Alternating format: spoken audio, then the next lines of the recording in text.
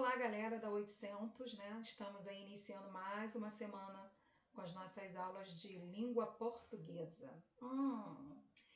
Focando que essa semana aí inicia novamente as avaliações de vocês, né? Voltada para a P2 do nosso primeiro trimestre, tá?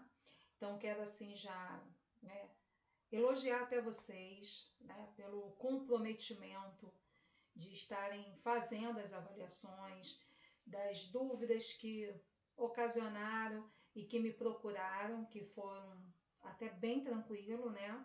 Graças a Deus, porque a prova também estava bem tranquila, estava toda baseada no que nós estudamos, no que nós colocamos desde a partir de abril, então estava muito tranquila. E a nossa P2, eu também vou estar falando dela no dia 17, que é o dia da nossa prova agora dentro do nosso calendário, tá? Então, dia 17, hoje a nossa aula está referente ao dia 15, quarta-feira, e nós vamos estar voltando a falar sobre a prova. Hoje eu não falarei sobre a prova, hoje é capítulo novo, nosso capítulo 10, porque não podemos parar, não é isso? E o capítulo 10 vai iniciar bem tranquilo, tá? Nós só vamos falar das orações subordinadas após a nossa prova, tá bom? Que vai ser na outra semana, da semana do dia 20, né? Aí lá pro dia 20, deixa eu ver aqui, lá pro dia 22, tá bom? Que aí eu vou estar falando sobre as orações subordinadas e a gente não pode também deixar de lado esse conteúdo tão importante. Bom, então vamos lá. No nosso capítulo 10 de hoje, né? Nós começamos a falar em produção textual, nós demos a introdução de falar sobre conto. Lembram disso? Lá em produção textual nós já falamos sobre contos. E aqui, abrindo o nosso capítulo 10 de língua portuguesa, nós também vamos falar de conto. E aí vem com uma abordagem bem bacana, não é? Que quem conta um conto aumenta um ponto, não é isso? Bom, então a gente entende dos contos populares, a gente entende dos contos de mistério, não é? De fábulas, de contos de fada. Então a gente já passou por tudo isso e agora nós vamos entender, na verdade, o que quer dizer esta frase. Quem conta um conto, né, aumenta um ponto. Então, deixa eu só, Dionísio, consertar aqui, ó, ao vivo e a cores, quem conta, ó, saiu aqui da linha, né? Quem conta um conto aumenta um ponto. Então, aqui a gente tá esperto em tudo. Beleza. E aí, eu vou voltar a explicar para vocês, antes da gente iniciar com essa questão aí do provérbio, que eu já até falei o que é. O conto é o quê? É um dos gêneros narrativos mais comuns na tradição literária brasileira. A gente lembra dos grandes autores, novamente, como Álvares de Azevedo, Machado de Assis, Mário de Andrade. E aí eles são reconhecidos como excelentes contistas. Escritas todas em prosa, mas também às vezes a gente tem algum conto voltado para uma poesia, por exemplo, não é? Quando a gente fala de literatura de cordel, por exemplo, a gente vê todos aqueles contos ali voltado mais para tipos de poema, né? A estrutura de um poema, tá?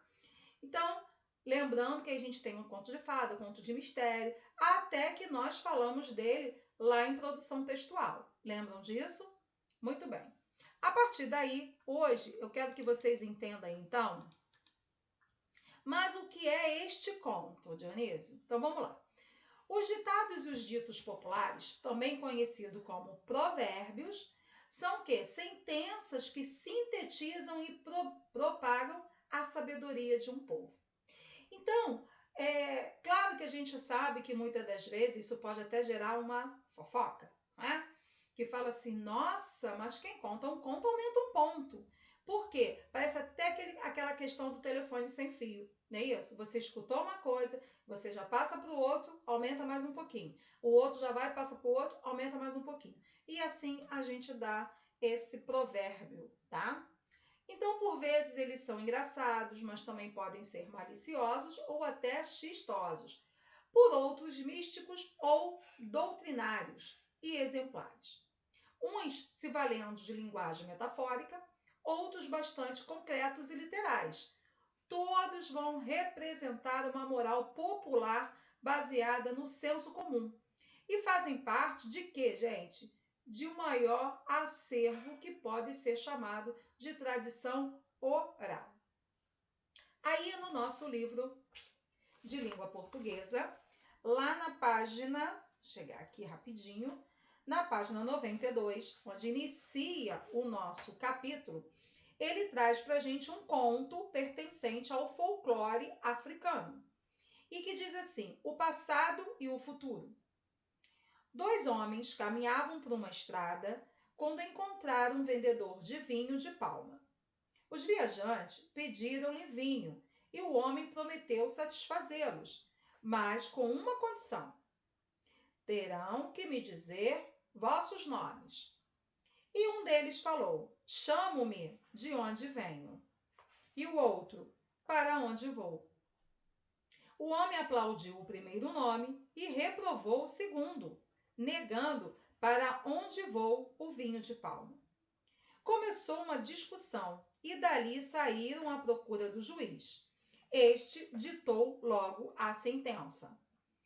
O vendedor do vinho de Palma perdeu. Para onde vou é que tem razão, porque de onde venho já nada se pode obter. E pelo contrário, o que se puder encontrar está para onde eu vou, certo? E aí, depois da leitura, vem logo a primeira pergunta, que são respostas pessoais. Qual o sentido do título do conto, O Passado e o Futuro? Bom, então nós temos aqui, primeiro ele diz, não é? Primeiro nome, para onde vou. Então, para onde vou está caracterizando o quê? O meu futuro. E já o outro personagem disse o quê? É para onde vou, e o outro diz, ajuda aí galera, de onde venho. Então, de onde venho está se referindo ao meu passado. Bom, onde que nós vamos chegar com todo esse assunto hoje? Esse assunto, ele vai estar puxando para dentro da gramática que nós vamos ver amanhã. E aí, ele vai estar trazendo para a gente a questão da coesão gramatical, não é? Lembrando, galerinha, que amanhã, quando eu for explicar, presta bem atenção, a questão da gramática, que é a coesão textual, essa coesão textual ela está muito ligada também à produção textual, tá? Então, por isso que eu não vou conversar com vocês lá em produção textual, porque já está aqui nessa parte, e aí eu vou estar explicando para vocês. Mas é bem tranquilo, porque é uma situação que eu falo constantemente com vocês quando vocês vão produzir, beleza? E aí, quando a gente falar sobre a questão do conto, a gente vai ter que lembrar desses elementos que nós vamos estudar amanhã, tá? Então, fiquem focados, não podemos parar de estudar. Já disse que em produção textual vocês estão 10, estão top demais, mas temos que dar continuidade também à nossa disciplina de língua portuguesa. E assim, ao meu ver, tá fluindo muito bem, né? Porque às vezes eu tenho muito mais contato com vocês, mesmo da mesma turma, mas em relação de produção textual, do que do próprio da língua portuguesa. Então, está fluindo, vocês fizeram já a avaliação, logo vão ver a nota de vocês lá no portal do W Pensar. Lembrando também, continuem dando a presença de vocês nas nossas videoaulas. Estou chamando a atenção lá no WhatsApp, que é incrível o que vocês fazem, né? Vocês assistam a produção textual, vocês colocam a presença de vocês. Quando eu vou ver lá em português, os mesmos alunos que fizeram tudo de produção textual, que colocaram a presença, não colocou a presença em língua portuguesa. Eu não consigo entender isso. Qual o problema com o português, gente? Não estou entendendo, né?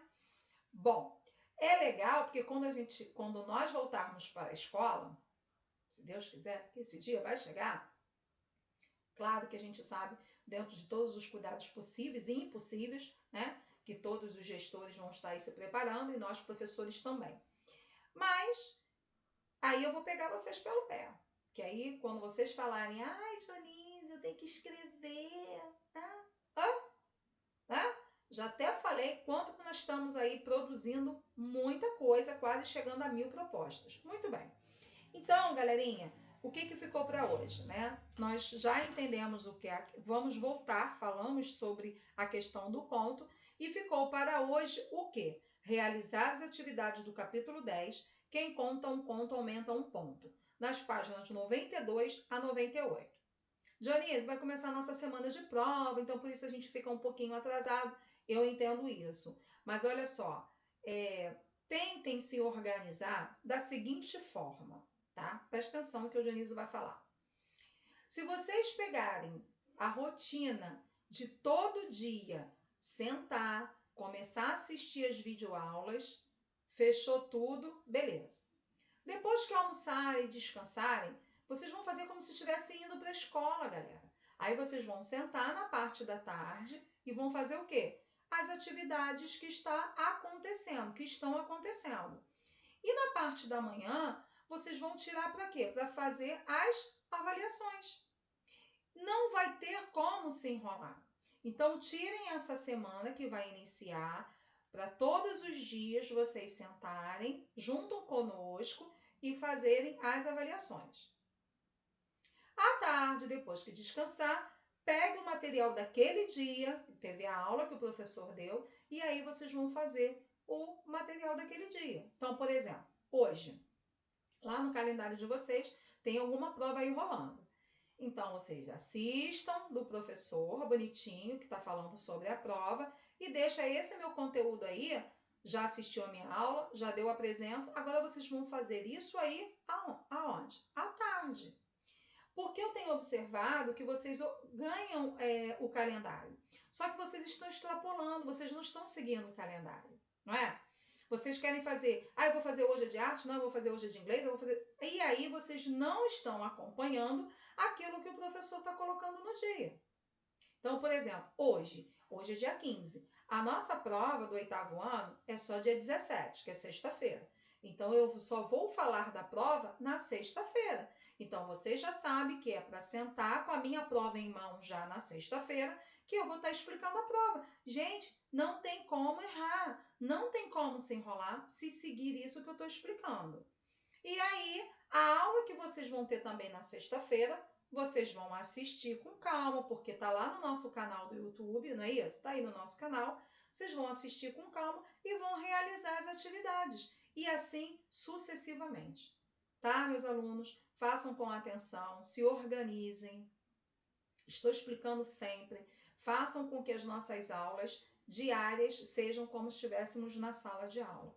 E é a mesma rotina. Quando vocês chegavam em casa, vocês não tinham que fazer isso?